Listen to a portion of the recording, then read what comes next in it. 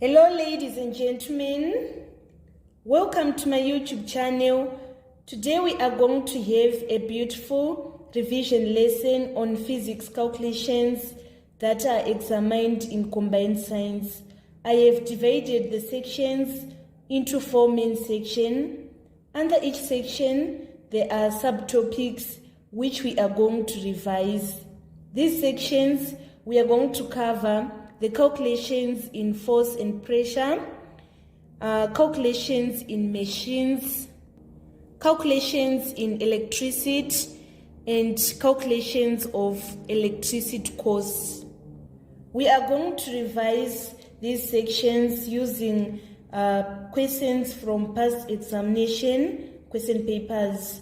For you to obtain all the marks in physics calculations, make sure you write the correct formula. Secondly, you should show the correct working clearly. And finally, you need to write correct figures on answers with correct units. Please don't leave your answers without units. The first section which we are going to revise today is the calculations in force and pressure. So the first subtopic that we are going to cover is weight. You should be able to calculate weight. Weight is equals to mass times acceleration due to gravity, or we write mass times gravitational force. I'm going to demonstrate how the question on weight is examined using the question that was in November 2018, paper 1, number 37. It is reading, a rock has a weight of 6.7 newtons. The gravitational acceleration, G, is 10 newtons per kg. So here we are supposed to find the mass of the rock. So here, our weight is mass times gravitational force. That is our first way we are going to write our formula. In this question, we are given the weight of the rock and also the gravitational acceleration, and we want to find mass. So we are going to make mass the subject of formula by dividing both sides by gravitational force. We are given that the weight of the rock is 6.7 newtons, and then the gravitational force is 10 newtons per kg. So in order to find mass, we are going to say 6.7 divided by 10, which is equals to 0.67 kg. So this is how the questions are examined containing weight. So you should know that weight is equals to mass times gravitational force. So sometimes they are going to give you weight and gravitational force and require you to find mass. You just need to make mass the subject of the formula. So let us move on to the next subtopic. On the next subtopic, we want to look at force using the second law of motion of Newton. So we are using the Newton's second law of motion. It says force is equals to mass times acceleration. So you should know this formula. Force is equals to mass times acceleration, and the units are newtons. So I'm going to demonstrate how the question on force is examined using the question that was in June 2020 on number 5. The question was reading, a ball of mass 0.4 kg accelerates uniformly at 2 meters per second squared. We are supposed to calculate the force of the ball. So we are going to say force is equals to mass times acceleration. So we write force is equals to mass times acceleration. So the mass, we are given that the mass of the ball is 0.4 kgs, and then the acceleration is 2 meters per second squared. So we need to calculate 0.4 times 2. We are going to obtain 0.8. And then you should know that force is measured in newtons. So we are going to write 0.8 newtons. I'm going to demonstrate again how force is examined in your finals using the question that was in June 2019 on number 14B. The question was reading, a force of 300 newtons pulls an object of mass 60 kg along a horizontal surface. We are supposed to calculate the acceleration of the object. So we are going to say force is equals to acceleration times mass. So we write force is equals to mass times acceleration. In this case, we want to find acceleration, so we need to make acceleration the subject of formula. So we are going to divide both sides by mass, so that we are going to say our force is 300 newtons and then our mass is 60 kgs. So we need to punch this on the calculator.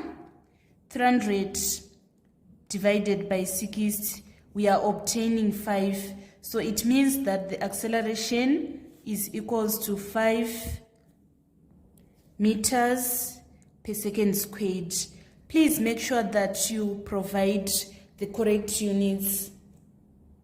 So can you see, guys, that they can give you acceleration and mass and require you to find the force? You just need to make force the subject of formula, or sometimes they are going to give you mass and force and require you to find acceleration. You just need to make acceleration the subject of formula. Lastly, I'm going to demonstrate how force is examined using number 13B of specimen 2018. So the question is reading, a block of mass 2 kg is accelerated by a force of 4 newtons. Calculate the acceleration. So you should know that according to the Newton's second law of motion, force is equals to mass times acceleration. In this case, we want to calculate acceleration, so we are going to divide both sides by mass. Our force is 4 newtons, and then the mass is 2 kgs.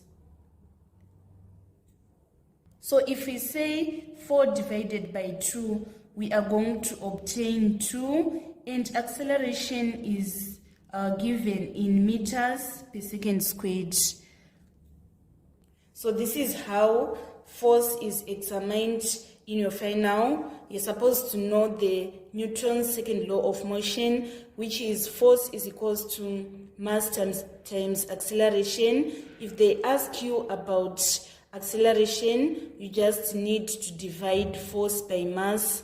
If they ask you about mass, you just need to divide force by acceleration.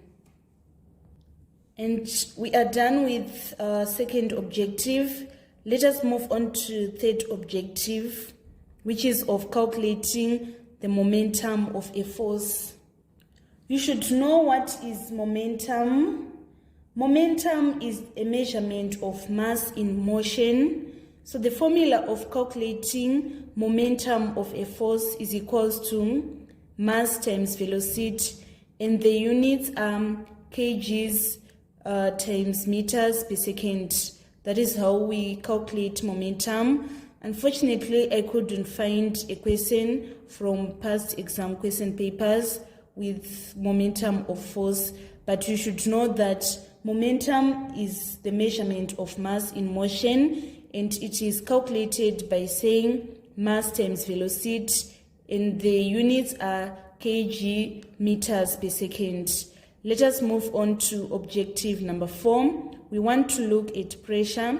The formula for calculating pressure is force in newtons divided by area in square meters. There are so many questions about pressure that I managed to find in past exam question papers. So first I'm going to look at number 15B of June 2023. In June 2023, the question on pressure was containing 4 marks. It was on number 15B. We were given a concrete block of mass 2,600 kg, which was resting on its biggest face, and we're supposed to calculate the pressure exerted by the block. So here you can see, guys, that the force is not provided. So first we need to calculate the force. We are going to apply the second law of the Newton's second law of motion, which says force is equals to mass times acceleration. So our acceleration is 10 newtons per square meters. So first we need to calculate the acceleration. Sorry, not the acceleration, but the force. So we are going to say force is equals to mass times acceleration. And then our mass is 2,600 kgs, whilst the acceleration is 10 newtons per square meters. So we write times 10 newtons per square meters. If you say 2,600 times 10, we are going to obtain 26,000 newtons. This is the first step. And then secondly, we are going to say pressure is equals to force over area. We calculated force and we obtained it as 26,000 newtons. And then the area, we are going to take the area where the concrete block is resting on. It is resting on the biggest face, which is 2 meters times 1. So it implies that the area is equals to 2 meters times 1 meter, which is equals to 2 square meters. So if we say 26,000 divided by 2, we are going to obtain 13,000 newtons per square meters. So either we write newtons per square meters or we write pascals.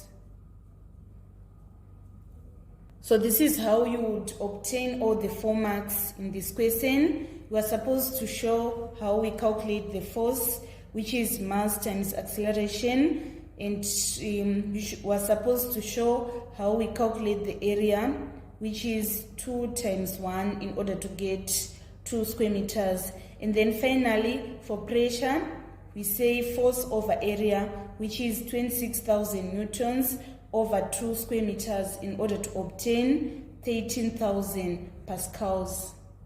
So sometimes in multiple choice, they may ask you what is the unit of pressure. So you should know that pressure is equals to force over area, which is newtons over square meters. And another way of writing over square meters is we say m to the power of -2. So we are going to select D as our answer on number 34. This is how they can ask you about pressure. This is how pressure is examined again. I'm going to use the question that was on number 34 in specimen paper of 2018. It is reading, a wind blows with a force of 200 newtons against a wall of height 2 meters and length 5 meters. What is the pressure exerted on the wall by the wind? So we should know that pressure is equals to force over area. Here we are given that the force is 200 newtons, but we are not given the area. So we are going to say area is equals to height times length, which is 2 meters times 5 meters. So we are going to obtain 10 square meters. And then to find pressure, we say force over area. The force is 200 newtons and the area is 10 square meters. So if we say 200 divided by 10, we are going to obtain 20. So our answer is going to be 20 newtons per square meters. Finally, on pressure, I'm going to demonstrate how pressure is examined using the question that was on number 35 in June 2020. It is reading, A with a pressure of 400 Pascal acts on a wall of area 5 square meters. What is the force exerted by the A? So you should know that pressure is equals to force over area. In this case, we want to calculate force, so we are going to make F the subject of formula by multiplying both sides by acceleration, by area, sorry. So the pressure is 400, and then the area is 5. So we say 400 times 5 in order to obtain 2000 newtons. So that is all that I could give you tips about pressure. Let us move on to the next objective. On the 5th objective, I'm going to give you tips on how to calculate pressure in liquids. So the formula is pressure in liquids is equals to density times gravity times height, and we are going to give our pressure in pascals. I'm going to demonstrate how pressure in liquids is examined using November 2021 number 6A and B.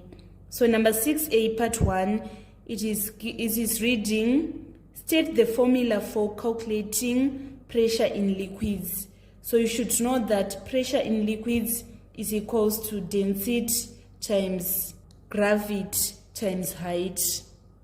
Let me repeat again. Pressure is equals to density times gravity times height. And then on the next part, we're supposed to calculate the pressure exerted by 1.5 meter column of water, given that its density is 1,200 kgs per cubic meters. And then the acceleration due to gravity is 10 meters per second squared. So here we are going to say pressure is equals to density times gravity times height. What is our density? Our density is 1,200. And what is our gravity? It is 10. And then our height is 1.5 meters. Let us punch on the calculator. 1,200 times 10 times 1.5. Sorry, it's 1,200 times 10 times 1.5. Our answer is going to be 18,000 pascals. So let me repeat again. Pressure is equals to density times gravity times height. So the density is 1,200. The acceleration due to gravity is 10, and the height is 1.5 meters. So we say 1,200 times 10 times 1.5 in order to get 18,000 pascals. There was a mistake in printing. We're supposed to include Newton's third law of motion in calculations in force and pressure. So the Newton's third law of motion states that for every action there is an equal and opposite reaction. So I'm going to demonstrate how the questions are examined on Newton's third law of motion using the question that was in November 2021, number 15A. The question is reading, a boy pushes a wheelbarrow with a force of 25 newtons against a frictional force of 7 newtons. We are supposed to calculate the resultant force on the wheelbarrow. So we should know that for every action, there is an equal and opposite reaction. So we are going to say resultant force is equals to applied force minus frictional force. So the applied force is 25 newtons, and then the frictional force is 7 newtons. So we're saying 25 newtons minus 7 newtons in order to obtain 18 newtons. That is going to be our resultant force. We are also going to demonstrate how the Newton's third law of motion is examined using the question that was in November 2021 on number 31. We are given 3 forces acting on a box as shown in the diagram. So the question is, what is the least force required to pull the box in the direction of force F? In order to lift an object, we should overcome the force of its weight and any other forces which is acting on it with downward effect. So we have 200 newtons and 20 newtons pulling it downward. We need an opposing force which exceeds 220 newtons for us to lift it, so that we are going to have 221 newtons, which is D on our answers. So we are going to select D on number 31. So this is how the questions are examined concerning the Newton's third law of motion. That is all about calculations in force and pressure. We can now move on to our second section, where we are going to calculate calculations that are involved in machines. So first we are going to look at mechanical advantage. A machine makes a big job lighter, which means that there is an advantage when using a machine. This advantage is called mechanical advantage. Mechanical advantage is load over effort, and it doesn't have units. I'm going to use number 35 that was in June 2023 on demonstrating how mechanical advantage is examined in your final exams. On number 35, we're given a diagram that was showing a simple machine. We're supposed to calculate the mechanical advantage of the machine. So we are going to say mechanical advantage is equals to load over effort. So this is our load, which is 40 newtons, and this is our effort, which is 20 newtons. So we say 40 divided by 20 in order to get true. So it means that the mechanical advantage of this simple machine is 2.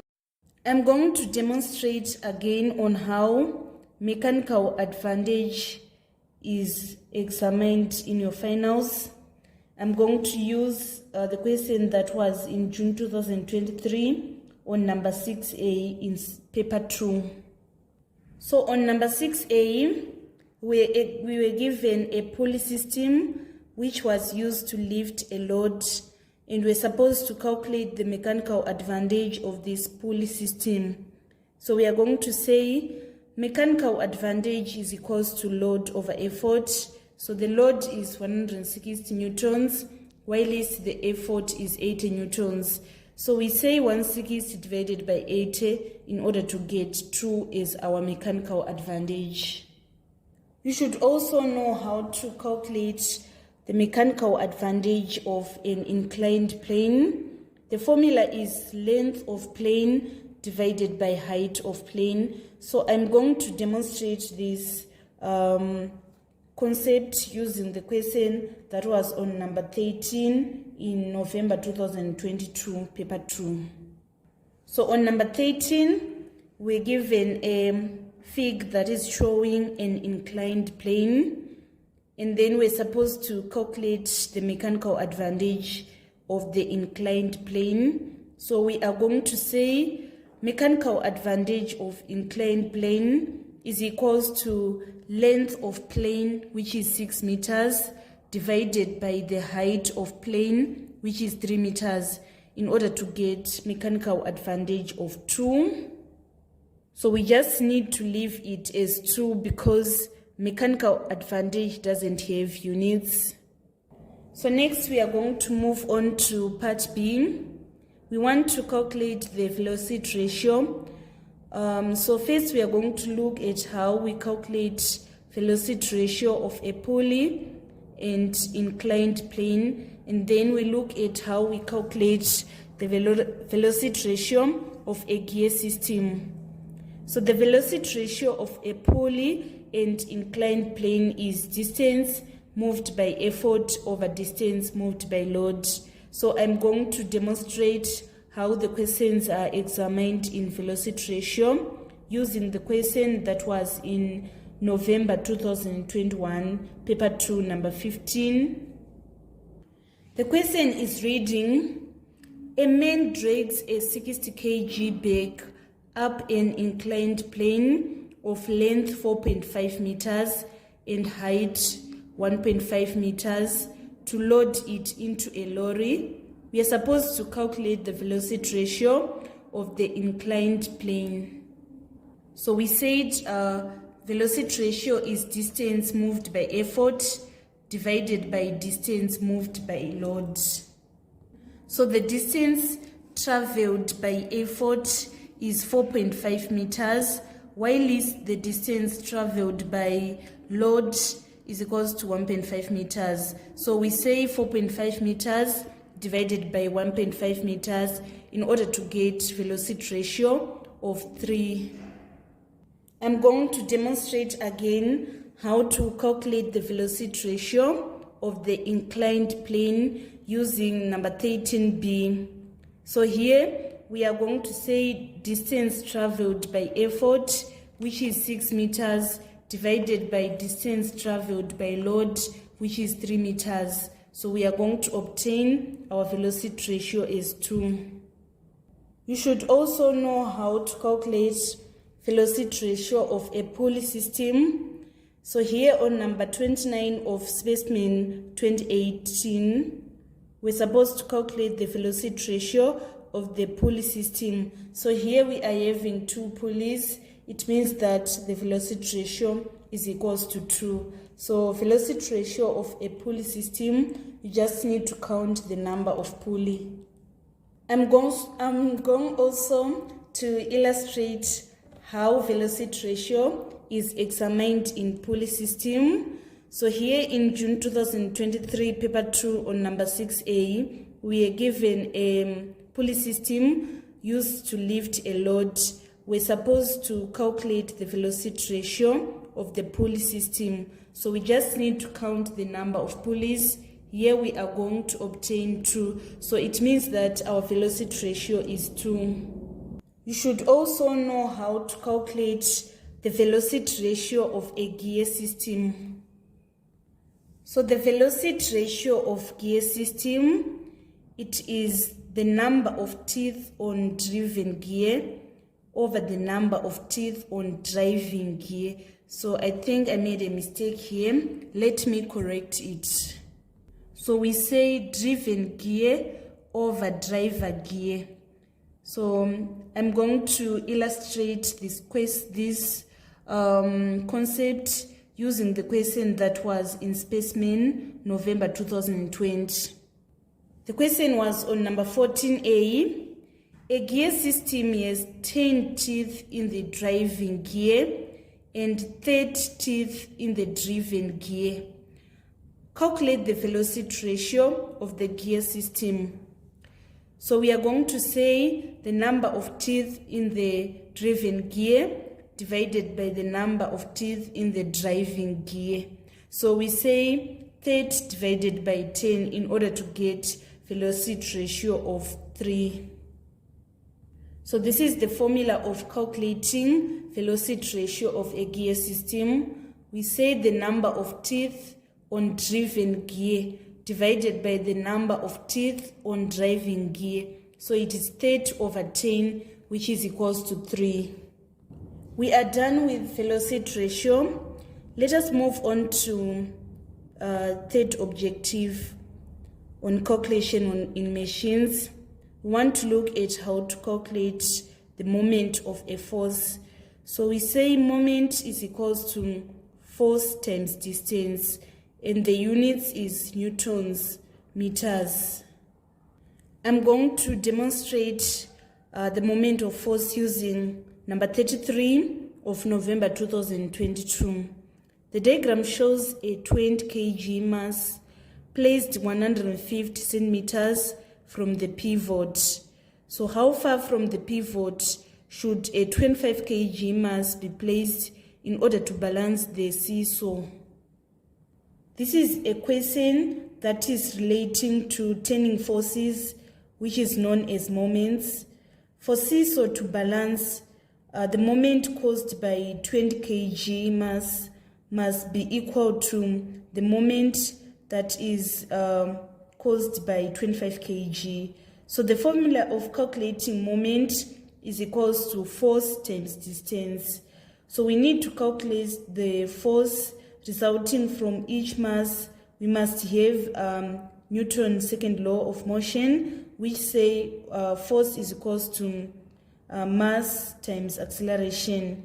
So here, force for 20 kg, we are going to say 20 times 10, which is equals to 200 newtons. And then moment, we are going to say moment is equals to force times distance. So we say force of 20 kg is equals to moment is equals to 200 newtons times 150 in order to get 30,000.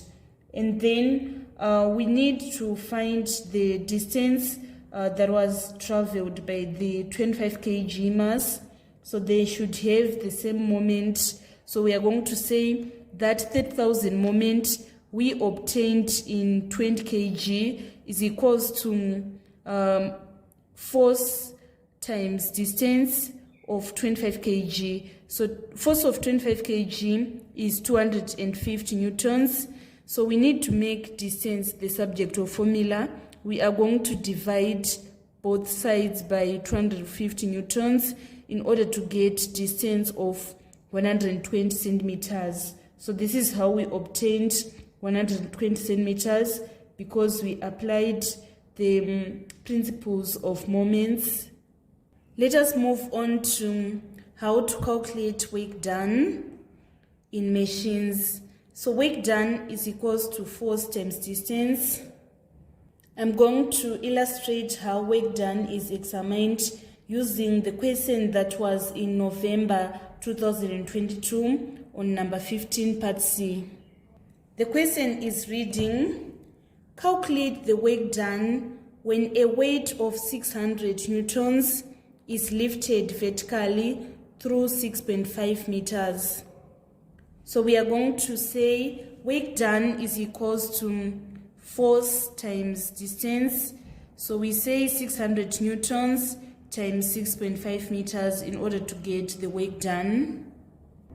So we say work done is equals to force times distance, 600 newtons times 6.5 meters in order to obtain 3,900 joules. So make sure that you write the correct formula, and then you show the correct working, and then you write correct answers and correct units in order to get all the 3 marks. So that is how we calculate work done. We are done on how to calculate work done. So let us move on to the 5th objective, where we are going to calculate efficiency. So efficiency is equals to work done on load divided by work done by effort times 100%. And then efficiency in pulley, it is mechanical advantage over velocity ratio times 100%. So I'm going to demonstrate how efficiency is examined in pulley system using the question that was in November 2000 on number 33. The diagram shows a pulley system whose mechanical advantage is 2. So what is the efficiency of the pulley system? We should know that efficiency is equals to mechanical advantage over velocity ratio times 100%. So here we are given that the mechanical advantage is 2. And then we said velocity ratio of pulley system, we need to count the number of pulleys. Here we are having 1, 2, 3. So we are going to say 2/3 times 100% in order to get 67%. Efficiency is equals to mechanical advantage over velocity ratio times 100%. So it is 2/3 times 100% in order to get 67%, which is C. We are going to demonstrate again on how efficiency is examined using number 30 of June 2019, paper 1. It is reading a load of 900 newtons is raised 1 meter by an effort of 300 newtons along an inclined plane. The inclined plane is 4 meters long. What is the efficiency of the inclined plane? So you should know that efficiency is equals to output over input times 100%. So input is work done on machine. So in order to calculate work done on machine, we are going to say work done is equals to force times distance. So we said work done is equals to force times distance. So the force is 300 newtons and the distance is 4 meters. So we write 300 times 400, which is equals to 1,200 joules. This is the work done. And then after that, we need to calculate the output. Output, we are going to say output is equals to force times height. So we are given that the height is 1 meter. So we write output is equals to force times height. So the force here is 900 newtons and the height is 1 meter. So we need to calculate 900 times 1 meter, which is equals to 900. And the formula for efficient is output over input times 100. So our output is 900, whilst our input is 1,200. And then we are going to multiply by 100. So here we say 12 into 12, 1. 12 into 90, it is 7. Remainder 6. 12 into 6 is 5. So it means that the efficient is 75%. We are going to select D as our answer on number 30. I'm going to demonstrate how they can examine you on efficiency. For example, in June 2019, on number 13, we are given a pulley system that is used to lift a load of 600 newtons.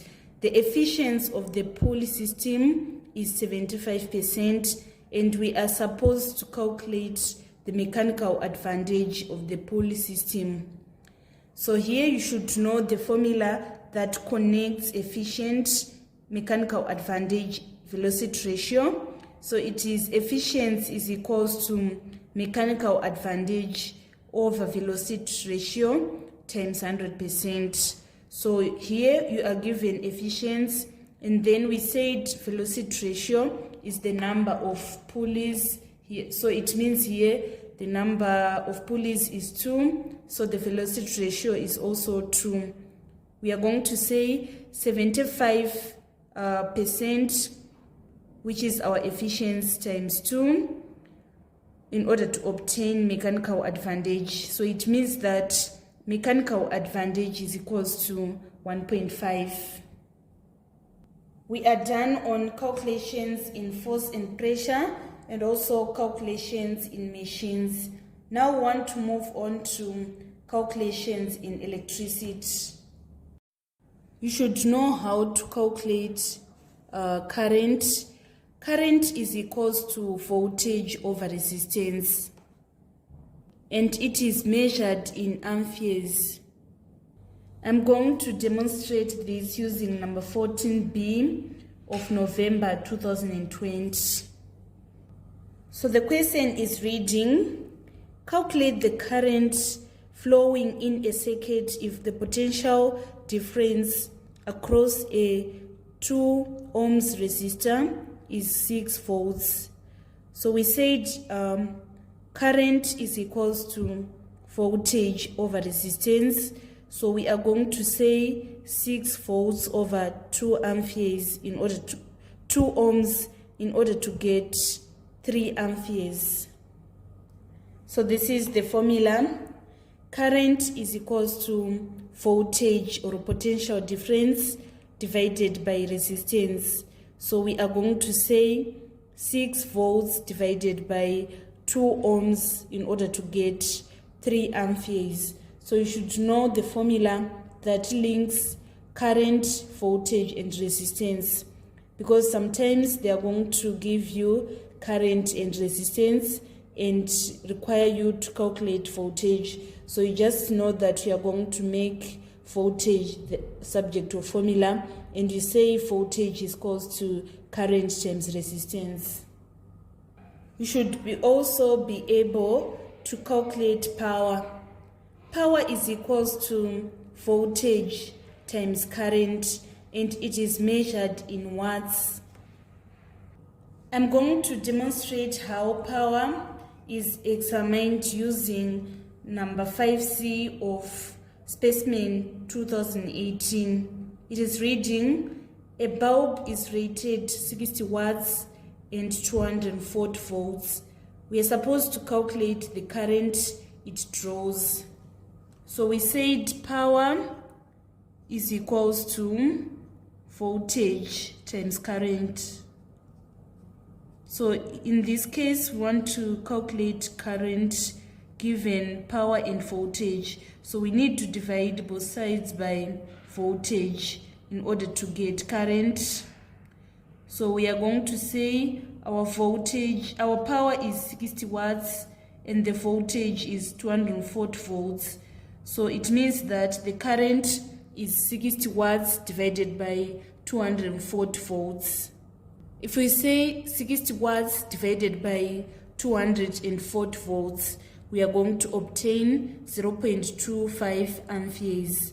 So for you to obtain all the 3 marks, you are supposed to write correct formula of saying current is equals to power over voltage. And then next you are supposed to say 60 watts divided by 240 volts, which is equals to 0.25 amperes.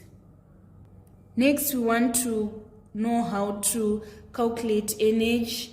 Energy is equals to power times time, and it is measured in joules. So I'm going to illustrate how energy is examined using the question that was in November 2020 on number 15. The question is reading, the electric stove is marked 2000 watts. The water in the pot boils after 8 minutes. We are supposed to calculate the energy supplied by the electric stove. So we said energy is equals to power times time. The power is 2000 watts and then the time is 8 minutes. So we need to convert 2000 watts into kilowatts. It is going to be 2 kilowatts, and then the time is in minutes. It is supposed to be in hours, so we say 8 over 6. Let us punch on the calculator 2 times 8 over 6. We are going to obtain 0.267. So it means that the energy is 0.267 kilowatts hours. So sometimes they are going to give you force and also give you length and ask you to calculate energy. So we are going to say energy is equals to force times length, which is equals to 30 newtons times 3 meters in order to get 90 joules. Let us move on to part D, where we are going to calculate resistance given voltage and current. So it is resistance is equals to voltage over current.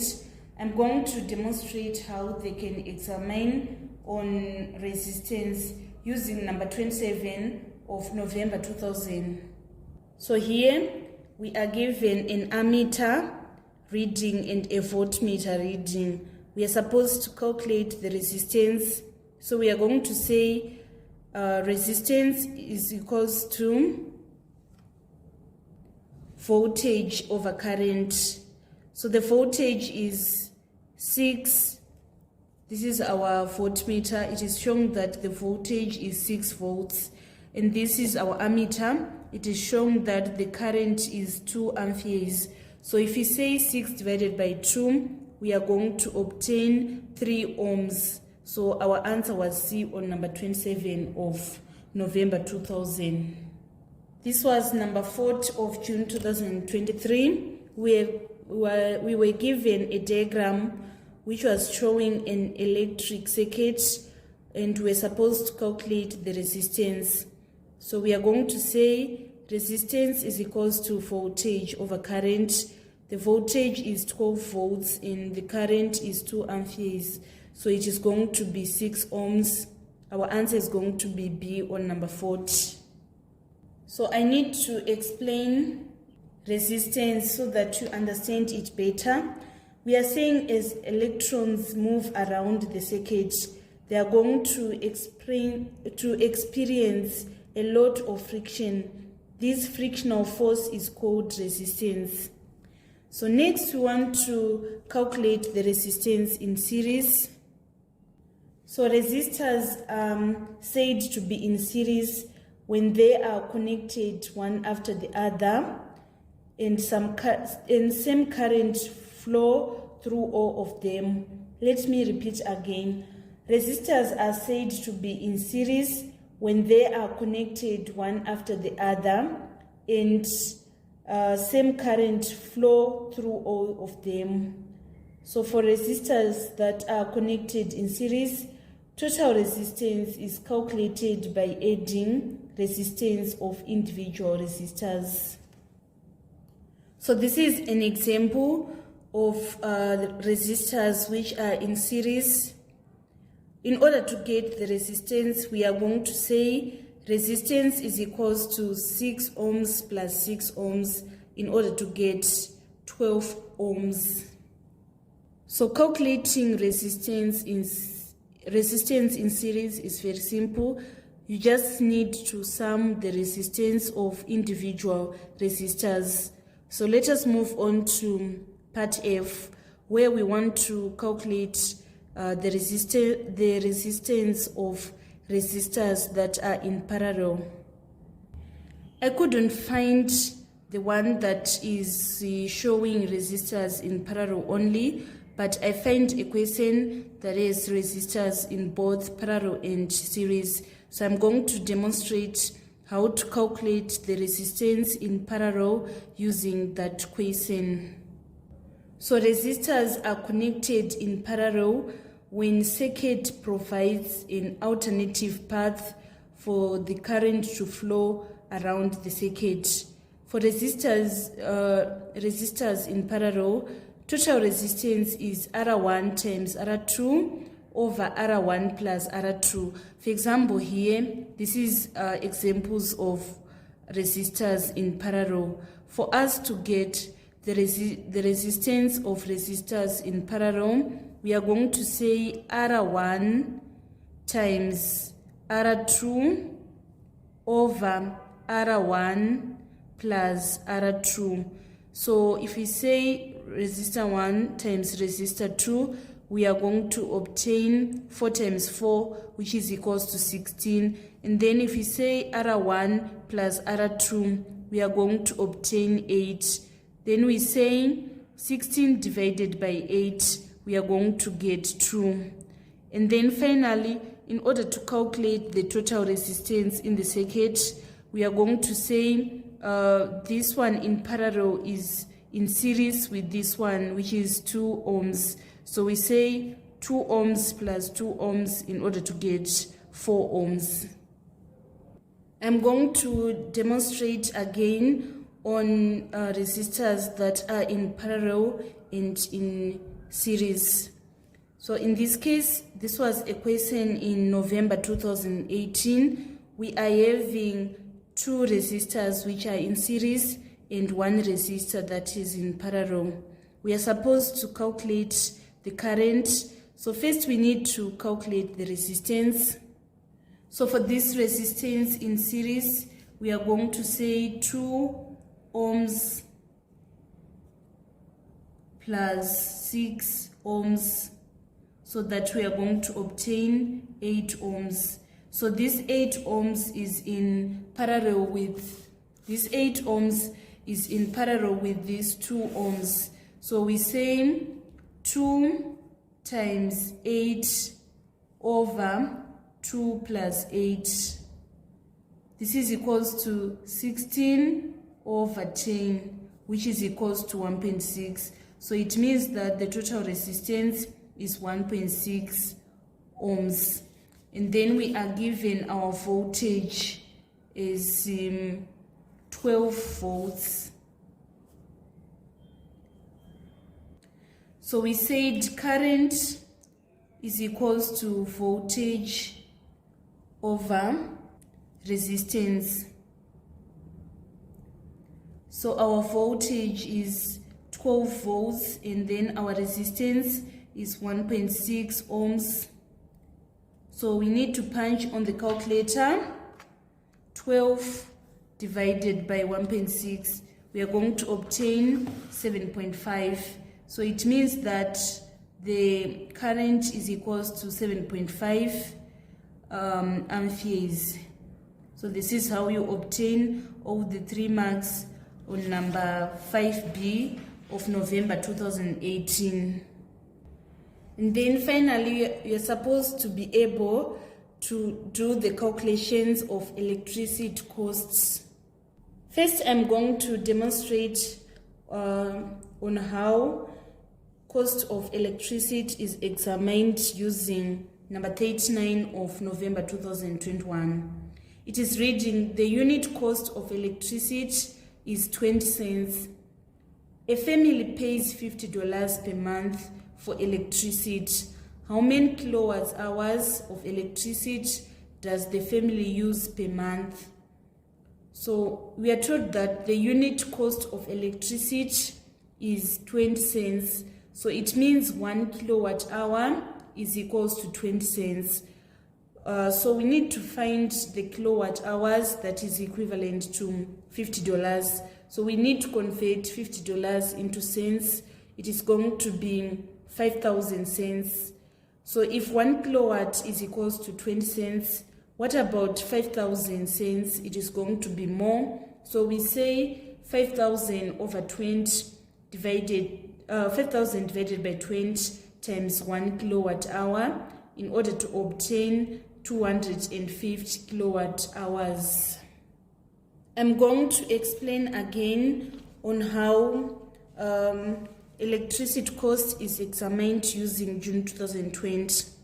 So the question is reading, electricity cost 10 cents per unit. Calculate the cost of using the hot plate for the month. So we are saying 1 unit of electricity is equals to 1 kilowatt hour. What about 2,000? We need to convert 2,000 into kilowatts. It is going to be 2 kilowatts. So we say 2 kilowatts times 30 hours in order to obtain 60 kilowatt hours. So we are saying 1 kilowatt hour is equals to 10 cents.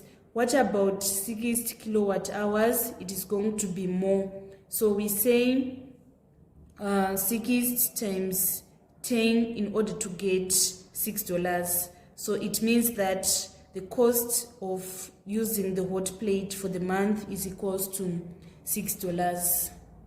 There are so many questions I have come across which were requiring candidates to calculate electricity costs. So you should be able to do that usually you need to apply proportion when calculating electricity costs. We have covered all the calculations that are examined in combined science. This includes the calculation in force and pressure, the calculations in machines, calculations in electricity, and calculations of electricity costs. So this marks the end of our tutorial today on physics calculation that are examined in combined science. Thank you so much, guys, for following me on this channel. Please don't forget to subscribe, like, and share my videos. I love you all. This is Eve signing out.